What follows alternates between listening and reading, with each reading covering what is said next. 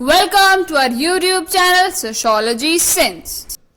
हम कर रहे हैं chapter 3 social institution their continuation and change, जिसमें हमने बात की है meaning of institution, caste, tribes, और आज हम करेंगे फैमिली एंड किनशिप की।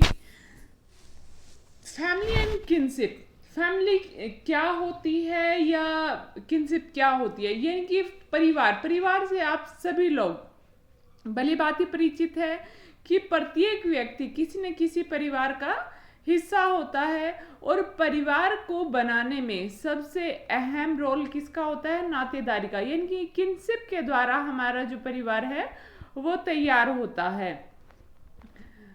क्योंकि जिस भी परिवार से हम जुड़े हुए होते हैं या जहाँ से हमारा परिवार तैयार होता है वो नातेदारी के द्वारा होता है, क्योंकि सबसे बड़ा रोल इसमें रक्त, विवाह या गोद संबंधों पर नातेदारी के द्वारा ही जुड़ा हुआ होता है। तो आइए बात करते हैं कि मीनिंग ऑफ फैमिली क्या होती है।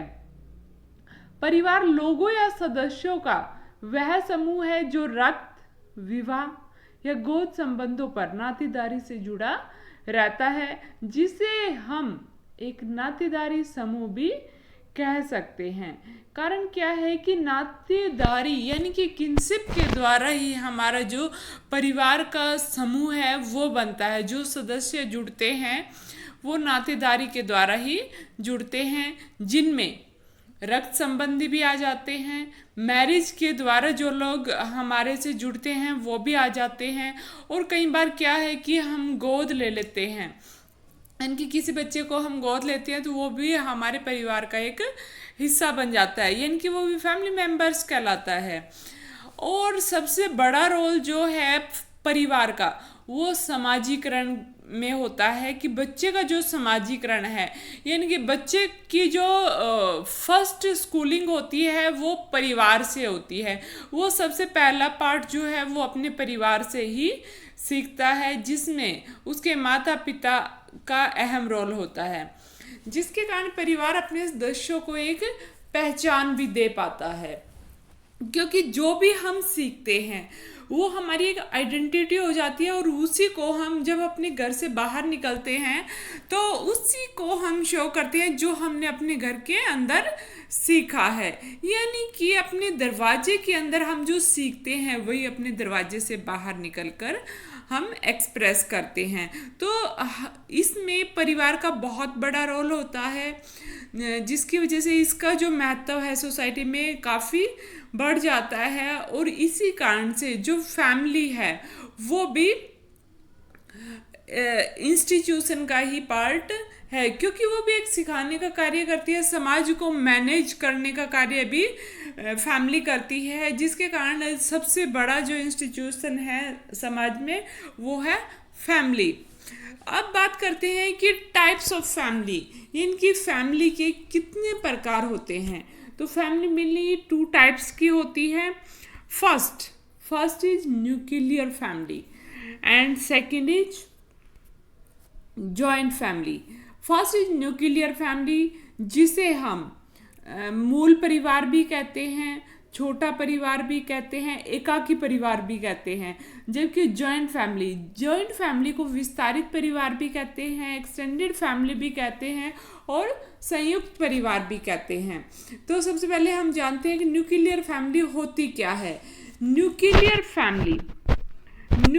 फैमिली वो परिवार होता है जिसमें माता पिता और उनके बच्चे ही रहते हैं। उसे हम एकाकी परिवार, मूल परिवार, न्यूक्लियर फैमिली इस तरह से संबोधित कर सकते हैं। आज का जो टाइम है वो न्यूक्लियर फैमिली का है। हमारे आसपास जितने भी लोग रहते हैं वो न्यूक्लियर फैमिली में रहते हैं। आज हमारी जो एक्सटेंडेड है ये जॉइंट फैमिली है, उसका ट्रेंड कम हो गया है।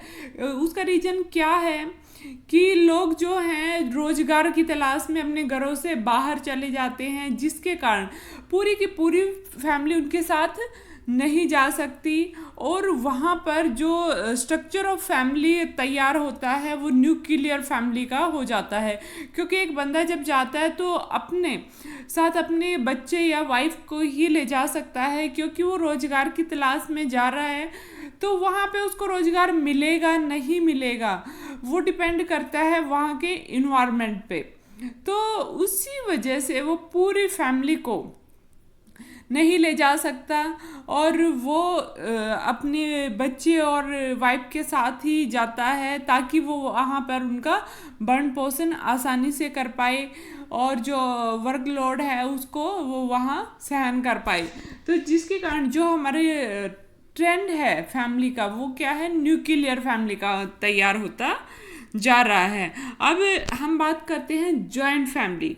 जॉइंट फैमिली क्या होती है? जॉइंट फैमिली वो फैमिली है जिसमें एक से अधिक न्यूक्लियर फैमिली रहती है, यानी कि जिसमें एक से ज़्यादा दंपत्ति रहते हैं, यानी कि हस्बैंड वाइफ हैं और उनके बच्चे हैं। ये तो हमारा एक परिवार का ढांचा हुआ।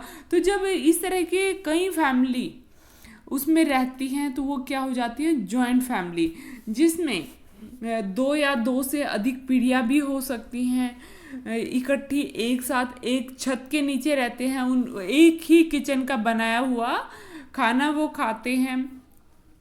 और इस पर जो है कपाड़िया ने भी बात की है, इरावती कर्वे ने भी इस पे बात की है कि जॉइंट फैमिली वो फैमिली है जिनकी आर्थिकी भी एक होती है, एक ही किचन का बना हुआ खाना खाते हैं, और जिसमें करता धरता एक ही व्यक्ति पाया जाता है। तो इस तरह की जो संरचना है परिवार की वो विस्तारित परिवार की कहलाती है, जिसे हम संयुक्त परिवार भी कहते हैं। अब बात करते हैं forms of family. Forms of family यानी कि परिवार की जो संरचना है और उसके आधार पर जो उसके रूप बने हैं अलग अलग तरह के, वो कौन कौन से हैं, इनकी फॉर्म्स ऑफ फैमिली, परिवार के विविध रूप कौन कौन से हैं जिसे हम देख सकते हैं। तो वो अलग अलग आधारों पर उसके फॉर्म्स या रूप जो हैं वो अलग अलग बने हैं, जिनमें फर्स्ट है आवास के नियम के आधार पर। आवास यानी कि जहाँ पर रहते हैं। तो आपने देखा होगा कि हमारी जो सोसाइटी है ज़्यादातर क्या होती है कि लड़का जो है लड़की को अपने साथ लाता है, इनकी लड़की अपना घर छोड़कर लड़के के घर पर आकर रहती है, तो वो क्या है, पति स्थानिक। लेकिन कुछ जगह ऐसी भी हैं जहाँ पर जो लड़की है वो लड़के के घर न आकर लड़का लड़की के घर जाकर रहता है, तो वो है पत्नी स्थानिक, जो कि मेनली क्या है, ट्राइब्स में पाया जाता है। जैसे खासी जनजाति जो है वो मातृस्थात्मक जनजाति है, जहाँ पर जो उत्तराधिकारी है वो महिला होती है, तो वहाँ पर लड़के को जाना पड़ता है, न कि लड़की को आना पड़ता है।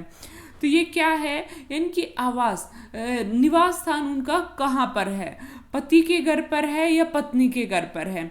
अगर पति के घर पर आकर वधू रहती है तो वो है पति स्थानिक, और जहाँ पर पति जाकर पत्नी के घर रहता है वो है पत्नी स्थानिक।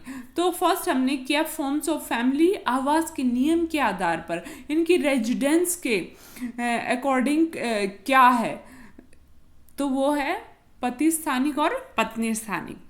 सेकंड है हमारा उत्तराधिकारी के नियम के आधार पर, इनके उत्तराधिकार किसके हाथ में है, लड़की के हाथ में है या लड़के के हाथ में है।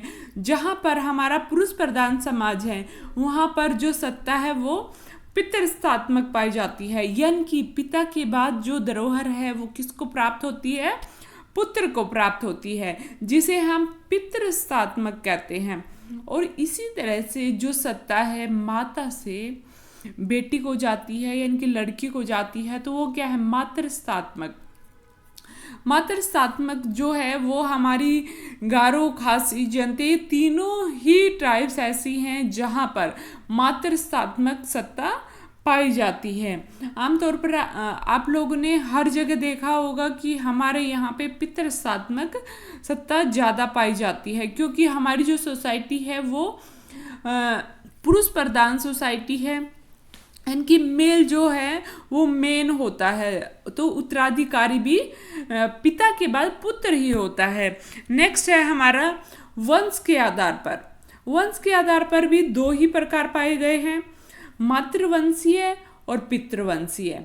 मातृवंशीय जहाँ पर माँ की चल रही है, यानी कि वंश जो है माँ से लड़की जो है लड़की के द्वारा ही वंश आगे बढ़ता है, तो उसे हम बोलेंगे मातृवंशीय।